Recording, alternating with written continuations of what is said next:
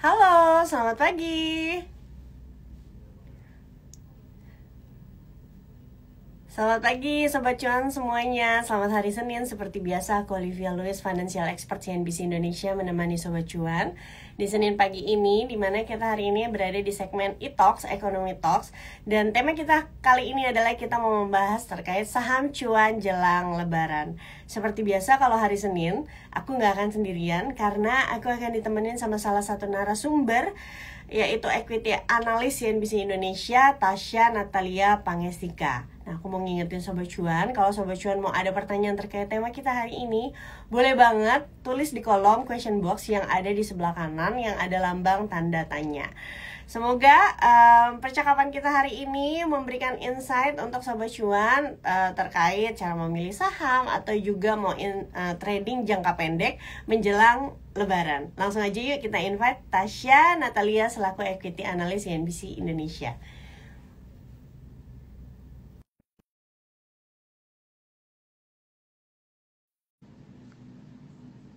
Oke.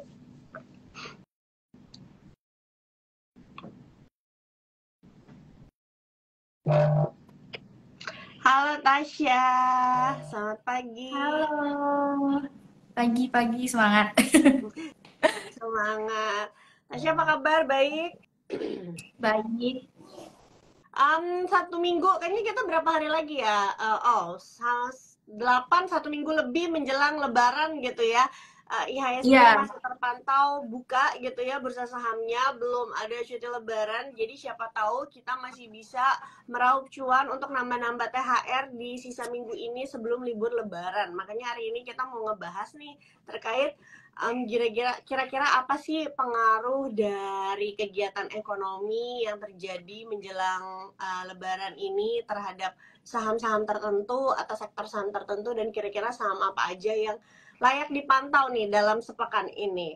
Nah, kalau aku mau kasih pertanyaan pertama untuk Tasya. Tasya sendiri ngelihat ini dampak perayaan lebaran terhadap aktivitas ekonomi Indonesia di tahun ini tuh seperti apa sih? oke.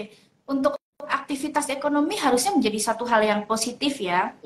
Apalagi memang Lebaran tahun ini bisa dibilang kita dapat uang itu lebih banyak. Pertama Hmm. karena THR-nya full ya, baik untuk swasta maupun untuk PNS nih. PNS Hmm. tuh setelah 5 tahun lamanya akhirnya dapat THR full 100% gitu ya. Jadi ya ini jadi suatu gairah positif lah untuk mengakselerasi ekonomi kita gitu ya. Biasa kalau THR udah turun, banyak nih orang yang mulai belanja gitu. Dan memang belanjanya lebih banyak untuk konsumsi ya, Hmm. untuk kebutuhan lebaran, bisa makanan, minuman, pakaian, kayak gitu. Oke. Kalau ngomongin biasanya di bulan Ramadan gitu ya, tadi Tasya juga udah sempat sampaikan, kemungkinan akan ada tren kenaikan di tingkat konsumsi itu sendiri. Tapi kita mungkin baru melihat resultnya kan nanti ya. Ini laporan keuangan kuartal 1 aja belum keluar gitu. Kalau berarti Iya. ini mulai dari bulan Maret, mungkin puncak-puncak dari peningkatan konsumsi itu di bulan April nanti. Means masuk ke dalam kuartal 2 2024 gitu ya. Nah, kalau Tasya sendiri melihatnya, kira-kira seberapa besar sih potensi pertumbuhan pendapatan dari saham-saham misalnya sektor konsumsi atau mungkin saham-saham konstruksi yang misalnya bergeraknya di bidang jalan tol gitu.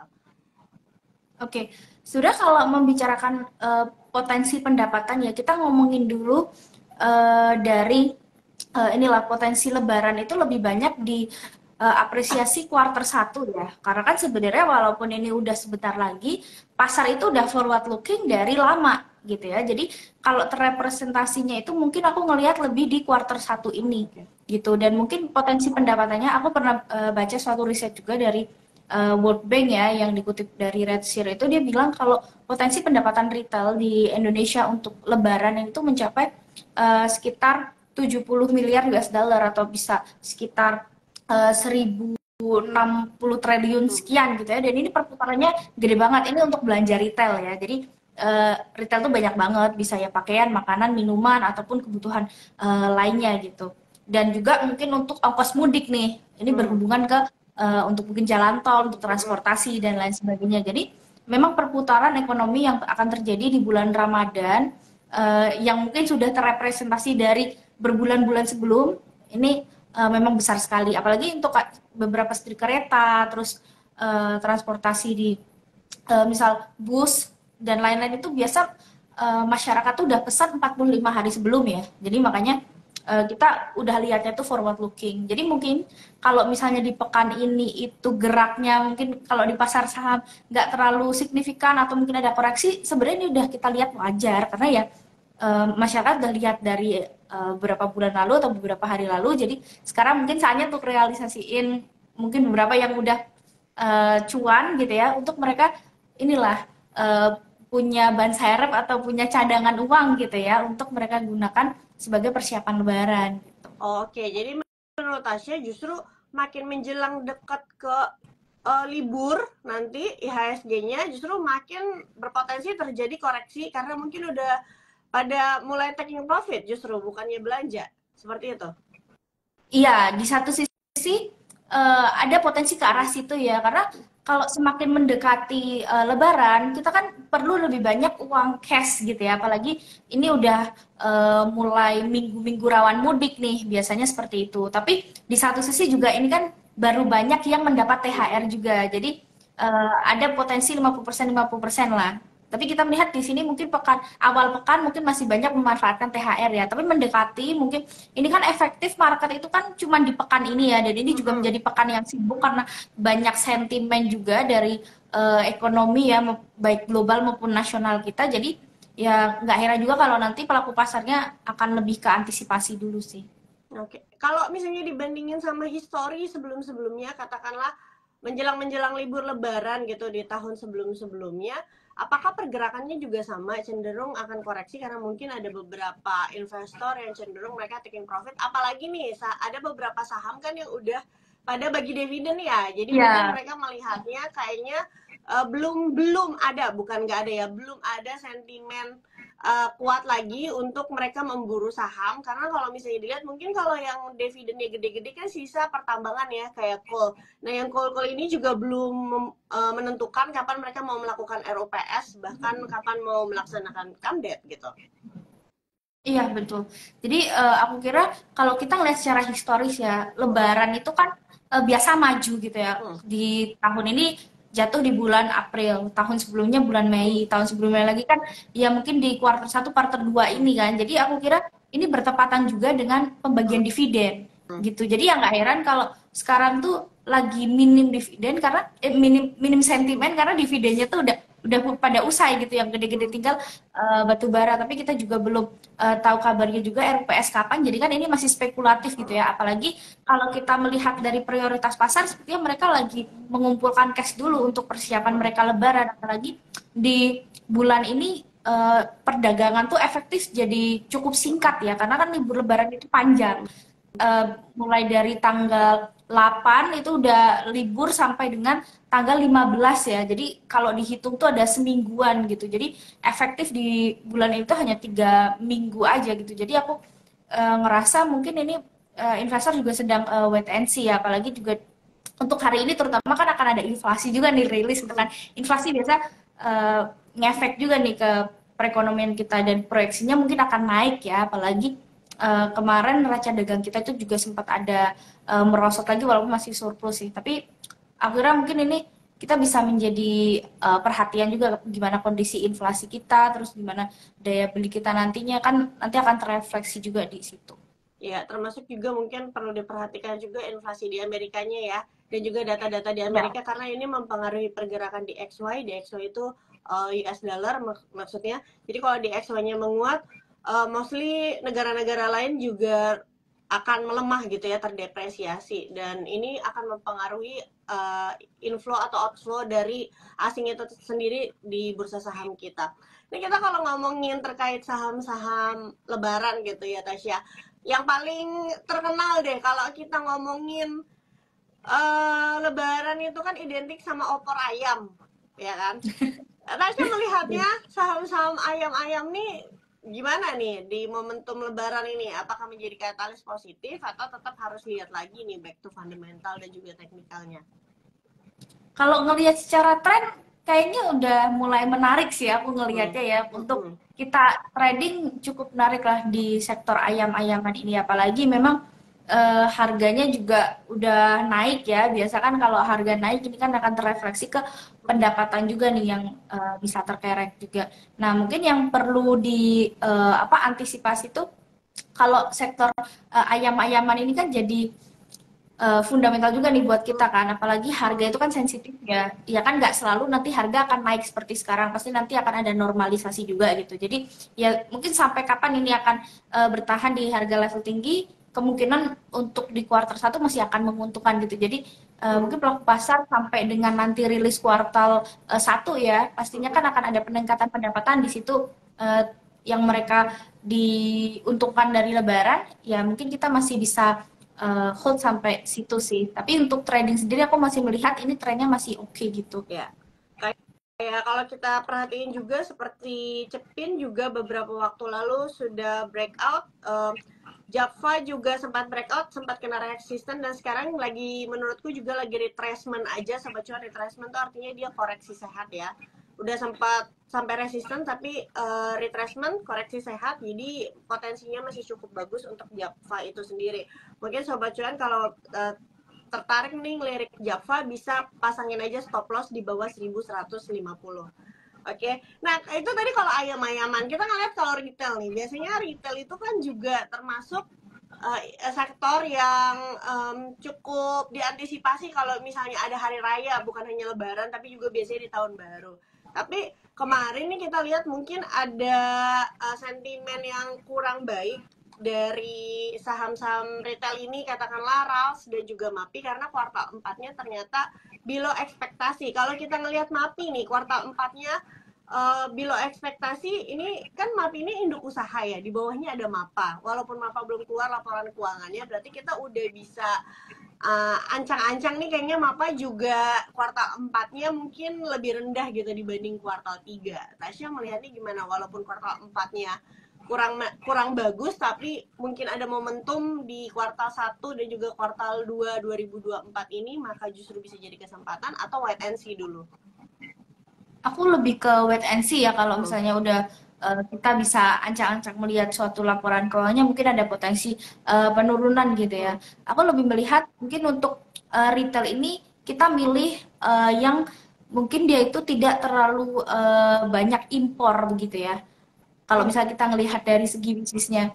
Kemudian juga kita ngelihat yang memang dia punya produk itu ya digunakan mungkin momentumnya tuh saat ini lebih tinggi gitu. Bisa kayak dari makanan, minuman, ataupun pakaian gitu. Sebenarnya untuk Ralph dan juga MAPI tadi ya, itu kan juga dia related ke hal-hal Hmm. tersebut gitu ya. Tapi kita juga perlu melihat juga dari sisi demand ya sekarang di masyarakat itu kan sekarang kan juga persaingan cukup ketat ya, apalagi udah ada e-commerce kayak gitu. Hmm. Jadi berbicara retail itu tidak hanya secara Hmm. konvensional gitu ya, tetapi juga ke online gitu. Jadi aku lebih melihatnya mungkin kalau udah ada kinerjanya ya kita bisa wait and see terlebih dahulu. Apalagi ini rupiahnya juga udah kelihatan melemah gitu ya beberapa hari ini. Bahkan aku chat tuh tadi udah di 15.800 sekian, bahkan udah mau ke 15.900. Ini mungkin pembukaan hari ini kita perlu cek juga nih rupiahnya gimana, karena rupiah itu sangat mempengaruhi eksportir dan juga importir kita ya. Kalau di retail itu banyak juga yang melakukan impor gitu. Kayak misal Aces itu kalau nggak salah COGS-nya lebih dari 80% lah mereka impor gitu ya. Jadi kalau misalnya kita melihat beberapa sektor konsumsi gitu ya, yang dibilang lebaran harusnya atraktif, tapi kok malah belum bergerak terlalu signifikan, ya aku rasa karena ada efek dari eh, rupiah kita yang melemah ini karena cost mereka untuk impor juga gede Oke. gitu kan. Jadi walaupun demand-nya naik tapi kalau cost-nya tinggi ya pendapatan mereka pasti bakal terkompensasi buat nutupin cost-nya dulu begitu kan sebelum nanti ke laba bersih. Jadi menurutku mungkin ini yang perlu kita perhatikan dari sisi cost ya, dan terlebih tadi untuk kayak RALS, MAPI tadi ya kemungkinan besar ini juga kenapa mungkin di luar ekspektasi ya hasilnya karena mungkin cost-nya ini yang naik gitu. Oke, jadi tadi mungkin Sobat Cuan yang baru join ke kita, tadi kita udah bahas ayam-ayaman, ayam-ayaman layak pantau untuk retail, retail wait and see dulu ya.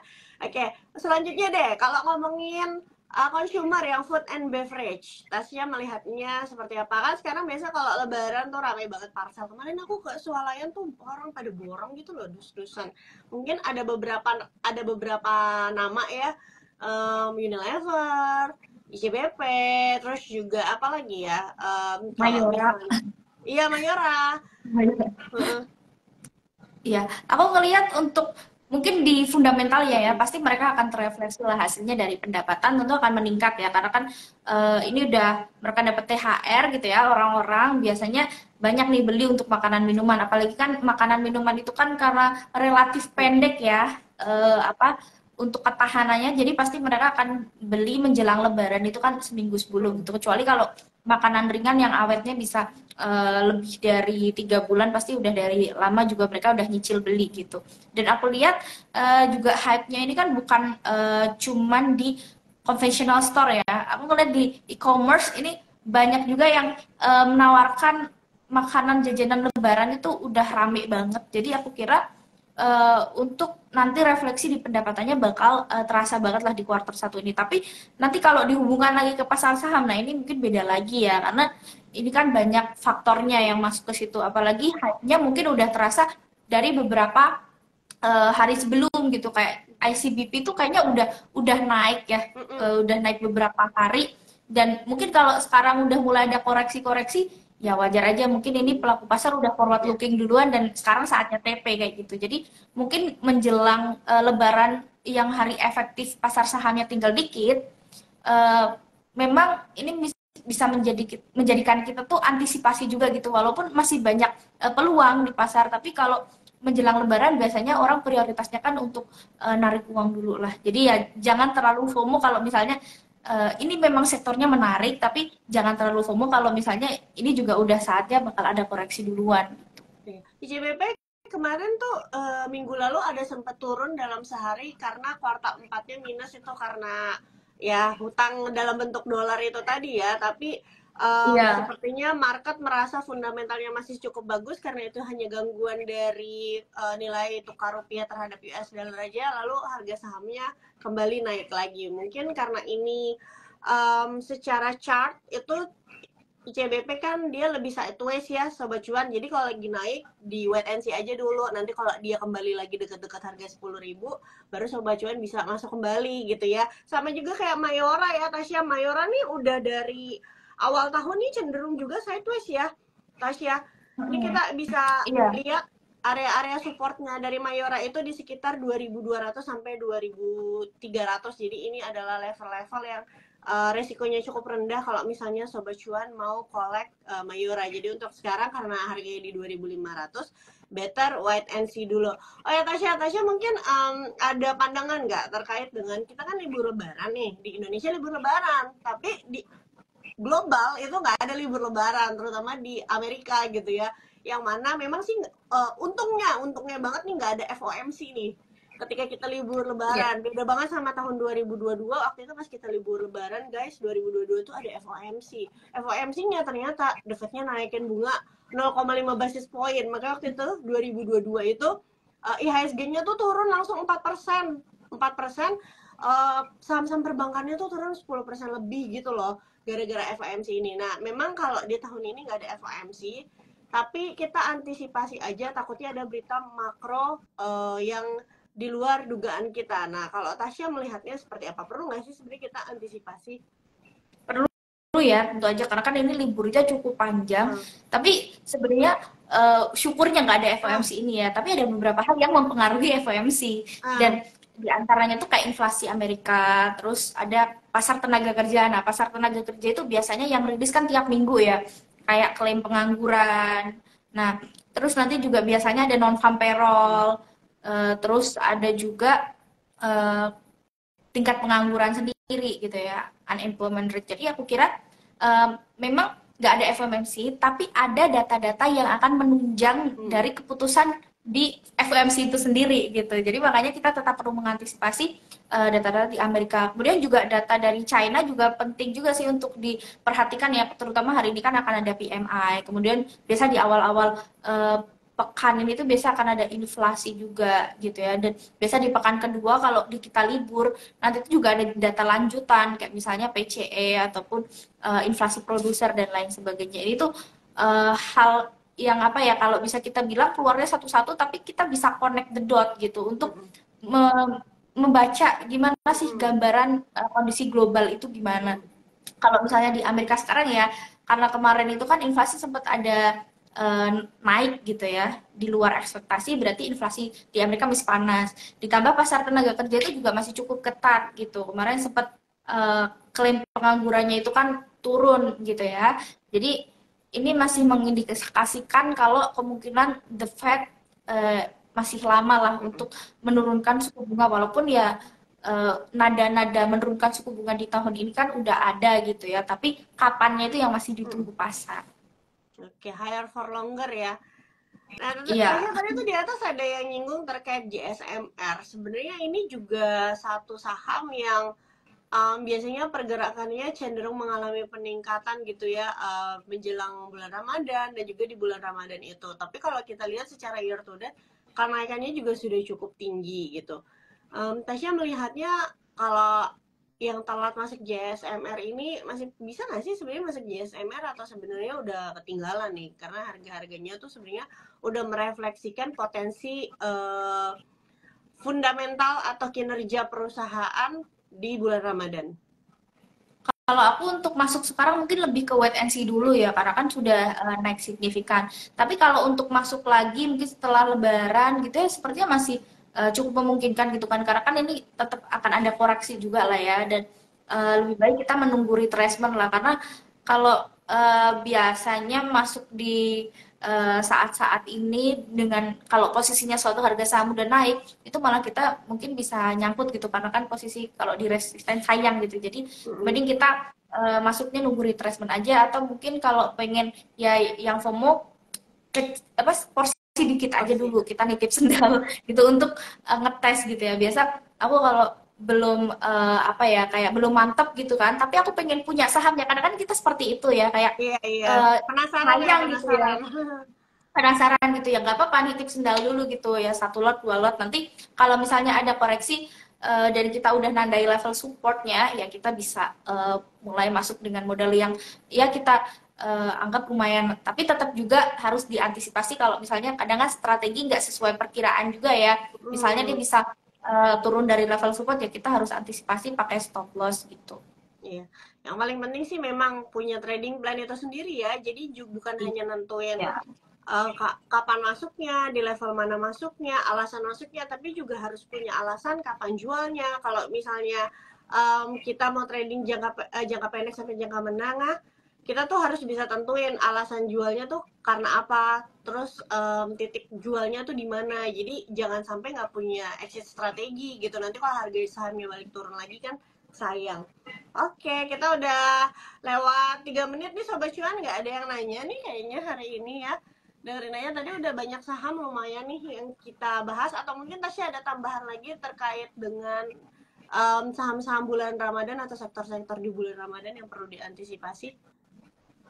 Oke, untuk sektor di bulan Ramadan harusnya ya secara fundamental pastinya akan terefleksi positif gitu ya. Tapi kita jangan selalu berpikir bahwa pasar saham itu akan selalu merespon positif begitu ya. Mm-mm. Karena perilaku pasar itu kan tadi seperti aku bilang sudah forward looking. Jadi semakin mendekati Lebaran, malah kita harus juga semakin mengantisipasi kalau ada koreksi ya. Apalagi di saat ini posisi rupiah juga sedang dalam tren pelemahan, kemudian juga udah lewat masa dividen gitu ya. Jadi kemungkinan besar pasar itu lagi siap-siap untuk taking profit, atau mereka sedang menyiapkan untuk kebutuhan lebaran gitu ya. Jangan terlalu FOMO terutama Iya. gitu. Ya namanya juga investor ya, kadang kan mereka butuh juga taking profit untuk memenuhi kebutuhan-kebutuhan gitu ya. Memang kalau ngelihat IHSG sendiri, ini mungkin tren harganya kalau misalnya hari ini melemah, maka bisa melanjutkan pelemahan mungkin beberapa hari ke depan sampai ke 7.100-an.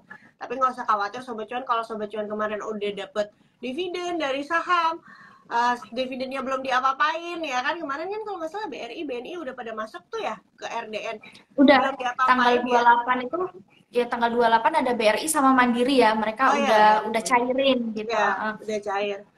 Jadi bisa Mungkin di ya mungkin di ya di awal pekan ini mungkin nanti BNI sama BCA juga. Jadi siap-siap ya. aja. Jadi dividen-dividen yang udah didapat disimpan dulu di RDN, siapa tahu nanti dikasih kesempatan koreksi ya menjelang libur Lebaran. Oke, terima kasih Tasya atas waktunya hari ini. Terima kasih Sobat Cuan semuanya juga udah join live Instagram kita kali ini. Kalau Sobat Cuan ketinggalan pembahasan kita dari awal, boleh tonton siaran ulangnya di Instagram CNBC Indonesia atau Instagram cuap_cuan. Dengerin podcast kita juga di Spotify, Apple Podcast, Google Podcast, dan juga Anchor. Subscribe YouTube channel CNBC Indonesia dan juga Cuap Cuan. Podcastnya Cuap Cuan tuh juga disiarin secara ulang di CNBC Indonesia TV. Kalian bisa tonton jam 7 malam setiap hari Jumat atau di weekend. Atau kalian bisa streaming di cnbcindonesia.com. Aku Olivia Luis, Financial Expert CNBC Indonesia, dan juga Tasya Natalia selaku Equity Analyst CNBC Indonesia, pamit undur diri. Bye semuanya Sobat Cuan. Bye Tasya. Bye bye.